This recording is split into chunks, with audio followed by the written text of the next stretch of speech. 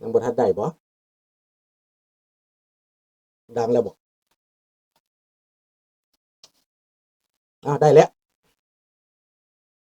สบายดีพี่น้องลูกหลานคนลาวคนไทยอยู่ไสก็แล้วแต่ที่ฮักหอมเสรีภาพและประชาธิปไตยทุกท่าน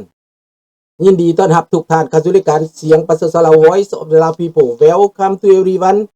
Bienvenue à toutes et à tous พี่น้องสวัสดีครับสบายดี Good morning Bonjour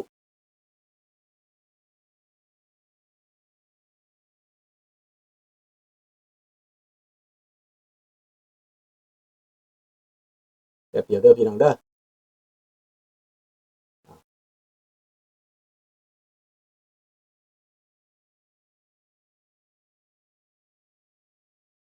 ได้ละขอร้องเพลงชาติก่อนเนาะศาสตร์ลาวตั้งแต่เดิมมาขึ้นชื่อลือซาอยู่ในอาซีศาสตร์ลาวผูกพันไมตรีความสามัคคีฮักข้อโหมกันหักศาสตร์หักประเทศเฮาหักเจ้าปกเกตเกษาผู้มักความศาสนาแต่บูหันมาฮักษาดินแดนบ่ให้สัตว์ใดมาล้วนหาวีลบกวนหยัดแย่งสิ่งเอาให้ขึ้นเขามารู้วุ่นวายสู่จนตัวตายต้านทานศัตรูโดยเสื้อจูเลือดเนื้อเสื้อเผาพื้นผู้กูเอาบรรเทาถูกกันเอาขอบใจหลายๆเด้อพี่น้องเด้อมื้อนี้ประเด็นที่จะมาเว้านี้มี2ประเทศที่จะเว้ามื้อนี้ที่อยู่ใกล้เคียงกันที่ติดกันเขมรก็ติดบ่ติดเวียดนามก็ติดบ่ติดประเทศไทยกับประเทศลาวสิมาเว้ามื้อนี้เฉพาะเลยแหละในช่วงปี1950-60 2ประเทศนี้ยังเป็นพันธจักรลาวพันธจักรไทยเคียงคู่กันไปมาหาสู่กันยังปลอดภัยอยู่ว่าซั่นไป1950 1940ปลายนะแต่ว่ามีการแทรกแซงกันอยู่อย่างแทรกแซงกันอย่างแนบเนียนว่าซั่นไป2ประเทศนี้ในสาเหตุภูมิรัฐศาสตร์ในสาเหตุประวัติศาสตร์มันเกี่ยวกันอยู่แต่ข้าพเจ้าจะบ่เว้าเรื่องความขัดแย้งประวัติศาสตร์ข้าพเจ้าจะมาเว้าเรื่องความร่วมมือข้าพเจ้าจะมาเว้าเรื่องความแตกต่างประเทศไทยก่อนพวกพรรคฝ่ายคอมมิวนิสต์ฝ่ายซ้ายจัดอยู่ในไทยนั้นเป็นทั้งครูบาอาจารย์เป็นทั้งนักปัญญาชนและชาวบ้านมีความขัดแย้งเรื่องการเมืองอยากเป็นคอมมิวนิสต์ต่อต้านพระราชาว่าซั่นไปเป็นคอมมิวนิสต์เดินสายไปหาจีนไปเอาคอมมิวนิสต์จีนมาเดินสายไปหาฝรั่งเศสสายคอมมิวนิสต์ฝรั่งเศสเดินสายไปหาโลกนี้พวกใดที่เป็นฝรั่งเศสเป็นคอมมิวนิสต์เอาการสนับสนุนแบบนั้นฝ่ายคอมมิวนิสต์ไทยนี้เป็นคอมมิวนิสต์โปรจีนพี่น้องและเขาลอกคาบมาเป็นอย่างบัดนี้การเมืองวุ่นวายอยู่คู่มือนี่มันลอกคาบมาเป็นอย่างก็คือเขาเว้ากันนั่นแหละเด้อให้ไปเปเอาดังนั้นประเทศไทยแก้ปัญหาเหตุวิธีใดวิธีแก้ปัญหาปราบคอมมิวนิสต์ในรัฐบาลไทยนี่นะในตอนนั้น1973ข้าพเจ้าก็เป็นบ่าวแล้วเต็มบ่าวแล้วฮู้จักสภาพการเห็นเหตุการณ์เกิดขึ้นถึงว่าทีวีไทยมันจะหากระเริ่มเป็นสีเห็นเป็นสีช่องไทยเป็นสีได้เป็นทีวีสีได้ถ่ายทอดออกมาเห็นการปราบปรามเห็นการปราบปรามพวกประท้วงนี่หลายที่สุดหลายกว่าประเทศลาวอีกคนประท้วงนี่อาจจะเป็นล้านลงถนนทั่วประเทศขบวนการต่อต้านรัฐบาลนี่เป็นล้านในคราวนั้น ข้าพเจ้าจะบ่บอกวันที่แต่มันมีอยู่แล้วข้าพเจ้าจะเอารูปมาใส่ให้มันเกิดขึ้นผู้ปราบปรามพวกนักศึกษาขบวนนักศึกษาที่ว่าคนล้มระบอบพระจักรไทยล่มให้ไปเป็นคอมมิวนิสต์โปรจีนสถานีจากปักกิ่งพี่น้องคนไทยยังนั่งสิว่าจากปักกิ่งพูดแหละเสียงปักกิ่งอ้อยต้อยที่นี่สถานีวิทยุปักกิ่งพี่น้องประชาชนชาวไทยเหนยเขาห้องว่าไทยแดงข่าวนั้นเนาะอยู่ในปักกิ่งน่ะออกข่าวข้าพระเจ้าก็ฟังเพื่อเป็นความรู้บ่เป็นฟังเพื่อจะเสือข้าพระเจ้าฟังได้เป็นบ่าวแล้วยังฟังได้ฟังไทยแดงได้ฟังไทยแดงแล้วก็มาฟังลาวแดงอีกบ่แม่นอยู่ข้าพเจ้าสิมาฮู้เดี๋ยวนี้ได้เพราะว่าข้าพเจ้าซึมซับในวิธีตัวหลอกตั้งแต่พูดฮู้จักเขาเฮ็ดหยังพูดในสมัยก่อนพูดได้สบายดีเนาะธนพรข้าพเจ้าซึมซับเรื่องตั้งแต่คันวิทยุฝ่ายต่อต้านของรัฐบาลนี่ตั้งกับสมัยอิตาวิทยุคิดคำทำข่าวคอมมิวนิสต์ในอำเภอป่าปากในจังหวัดนครพนมหลายๆน้ำอำเภอหน้าแก่พุ่นพวกเวียดนามตามชายแดนนี่ฝังอาวุธเสื่องอาวุธไว้เวียดนามที่เขาเคลื่อนไหวเวียดนามโฮจิมินห์นี่นะนั่นแหละอยู่ดงหลวงค่ะแหละมีอยู่ดงหลวงมีเขาก็มาตั้งกองพันที่2อยู่บ้านนาพูนั่นแหละเป็นทัพภาคที่2ตั้งอยู่ค่ายพญอดนั่นดังนั้นสายนี่จะไปรับอาวุธจากประเทศลาวมาตอนนั้นคอมมิวนิสต์ลาวกับคอมมิวนิสต์ไทยยังบ่ได้ผิดกันแต่ต่อมาแล้วตั้งแต่ใครว่าข้าพเจ้าจะบ่ลัดไปนี่เนาะเพราะว่ามันเป็นสายจีนกับสายเวียดนามมันคัดแย้งกันได้ๆสิมาเว้าเรื่องสงครามเวียดนามกับจีนนี่สบายดีอามิโกข้าพเจ้าจะมาอธิบายว่าเป็นอย่างประเทศไทยบ่ล่มในตอนนั้นมันมีจอมพลถนอมกับสฤษดิ์ธนรัตน์เนาะประมาณนี้คันข้าพเจ้าเว้าถึงหรือว่าผิดก็ตอบมาเด้อคือสิแม่นรัฐบาลสฤษดิ์ธนรัตน์ปราบพวกคอมมิวนิสต์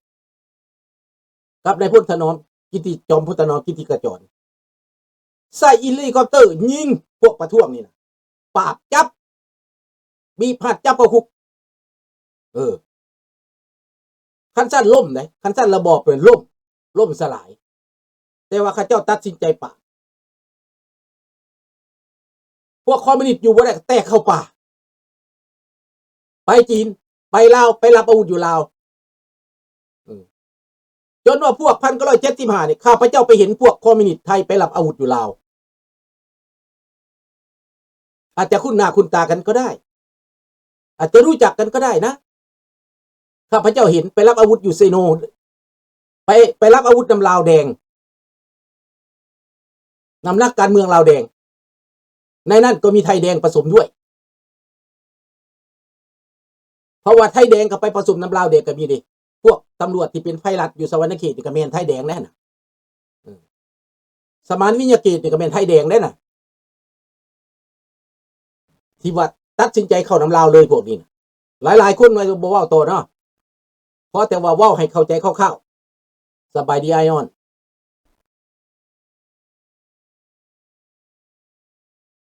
ครับขอบคุณมากครับหลังจากนั้นแล้วพี่น้องแตกเข้าป่าไปจีนการต่อสู้ก็ยืดเยื้อมาส่วนประเทศลาวบ้านี่มาว่าถึงประเทศลาวตกในกรณีเดียวกันแต่ว่าเป็นคอมมิวนิสต์โปรเวียดนามโปรรัสเซียตัวประเทศไทยนี่เป็นคนคอมมิวนิสต์โปรจีนดังนั้นในเมื่อจีนกับรัสเซียผิดกันจีนกับเวียดนามผิดกันการช่วยเหลือของฝ่ายรัสเซียนี่จะบ่ไปถึงคอมมิวนิสต์ไทยลาวนี่หันเหไปนำคอมมิวนิสต์เวียดนามและไปหารัสเซียวิธีการมันเด้อส่วนคอมมิวนิสต์จีนรัฐบาลไทยฮู้จักเรื่องเหล่านี้จึงโดดไปจีนเจรจากับรัฐบาลจีนเปิดทางให้จีนเอาเข้าไปให้จีนส่งสินค้าให้จีนรอดมาเพราะว่าประเทศอื่นเขาถูกแซงชั่นเขาบ่ส่งเข้าให้จีนแต่อึดแต่อยากเขาปิดล้อมจีนว่าซั่นไปแต่ประเทศไทยนี่ ไปเจรจาเอาเข้าไปแลกเอาอาหารไปแลกเอาน้ำตาลไปแลกอาวุธหรือแลกความมั่นคงหรือแลกความอยู่รอดก็ว่าได้นะข้าพเจ้าจะว่าสั้นๆซ้ำนี้แล้วพวกท่านไปค้นคว้าเอาเด้ออันนี้สิ่งที่ข้าพเจ้าเห็นมาแล้วครับผู้มาจะบ่ได้เว้าตรงเป๊ะตามวันที่ตามเดือนปีหรือตามบุคคลข้าพเจ้าจะว่าตรงนั้นเว้าพอคร่าวๆพอให้พวกท่านสังเขปเห็นแม่นแล้วสถานีเสียงปักกิ่ง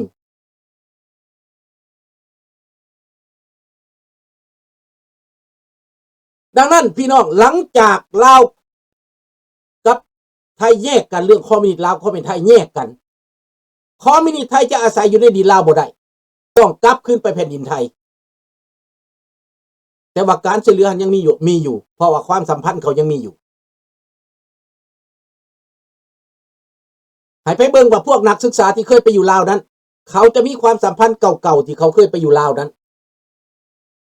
คอมมิวนิสต์ลาวจึงรักษาไว้นะครับจะบอกว่ามีไผเด้อจะว่าพ่อพื้นส่วนคอมมิวนิสต์ลาวนั้นโปรโซเวียตโปรเวียดนามพิดกันกับจีน1976รัฐบาลลาวออกข่าววิทยุด่าปฏิการจีนบัดนี้ด่าอยู่ไสอยู่ฮานอยด่าอยู่ไสเวียงจันทน์สถานีติดตัวละคงด่าไทยด่าปฏิการไทยขวาจัดปฏิการจีนก็ด่าอยู่หั่นแหละ1977 76 77ด่าเศร้าด่าแรงเด้อฟังเอาเด้อพวกเจ้าเด้อให้พวกเจ้าฟังเอาที่ลุงเว้านี่มีความจริงสำใดหรือบ่มีความจริงสำใดหูลุงฟังจนหูสิแตกเขาด่าปฏิการจีนกับด่าปฏิการไทยบางครั้งก็ยิงกันในนปขบางครั้งก็พวกกู้ชาตินี่ข้ามมายิงมาตีกองทัพไทยหนุนกู้ชาติลาวคราวนั้นจะเล่าพอคร่าวๆเด้อบ่แม่นเล่าละเอียดเด้อพอให้เห็นทางแล้วเข้าใจว่ามันเป็นอะไรทิศทางการเมืองตอนนั้นลุงยังอยู่ลาว1975 76 77 78 79 80 79เดือน12วันที่27เหลือแต่3วันเป็นกลายเป็นปี70ปี80แล้วลุงข้ามน้ำของมาเมืองไทยข้ามอยู่ดอนประเดชจากบ้านดอนเขียวมาใส่ดอนประเดชแล้วเขาข้ามใส่อำเภอธาตุพนมนครพนมนะถามว่าเป็นหยังคอมมิวนิสต์ลาวจึงอยู่รอดคอมมิวนิสต์ไทยเข้าสวามิภักดิ์ไปบ่รอดเพราะว่าบ่มีการสนับสนุนจีนตัดหางปล่อยคันจีนตัดหางปล่อยแล้วเพราะว่าบ่มีผู้หนุนหลังบ่มีอาวุธบ่มีอาหารบ่มีเงินบ่มีการเมืองบ่มีดิปโลมาซีหนุนหลังนี่ก็เลยเข้าสวามิภักดิ์เข้ามาเป็นนักการเมืองดีก่อนรัฐบาลไทยกระเจกมติคือลุงว่า6/23บ่แม่นหยังว้าวให้แน่เขียนให้แน่เด้อผู้ใดรู้จักลุงบ่อยากชื่อปานใดแต่ว่ามติตัวนี้ออกมาเฮ็ดให้คนอยู่ป่าอยู่ดงได้ออกมาหาครอบครัวได้มาสวามิภักดิ์ได้มาตั้งตนตั้งตัวใหม่มาเปลี่ยนตนลอกคราบใหม่บ่มีความผิดส่วนคอมมิวนิสต์ลาวนี้แตกต่างกันคอมมิวนิสต์ไทยตัดสินใจเข้ามาผสมการเมืองสุนภูมาผู้อยู่ในเมืองนี้บ่มักทหารเท่านี้หาว่าทหารนี่เป็นฝ่ายขวา6/23เบิกขอบใจหาว่าทหารนี่เป็นฝ่ายขวาต่อต้านทหารสุนภูมานี่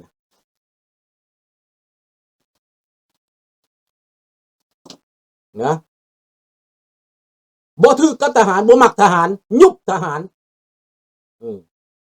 หันหลังหันเลี้ยวไปจับมือกับน้องชายที่อยู่ป่านี่หวังว่าผู้นี้เข้ามาตัวเองสิเป็นเจ้านายไปตลอดชีวิตครอบครัวสุวรรณภูมิครอบครัวสุพรรณวงศ์จะเป็นเจ้านายไปตลอดชีวิตเพราะมองไปเห็นจีนมองไปเห็นรัสเซียมองไปเห็นเวียดนาม